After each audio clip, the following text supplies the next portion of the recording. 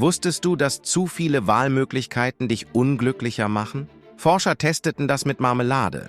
Menschen, die aus 6 Sorten wählen konnten, waren zufriedener als die, die aus 24 Sorten wählten. Selbst wenn beide Gruppen am Ende die gleiche Marmelade kauften. Das passiert überall. Menschen mit mehr Matches auf Dating-Apps sind weniger glücklich in Beziehungen. Studenten mit mehr Uni-Optionen bereuen ihre Entscheidung häufiger. Kunden vor endlosen Produktvarianten kaufen oft gar nichts. Der Grund ist verstörend einfach.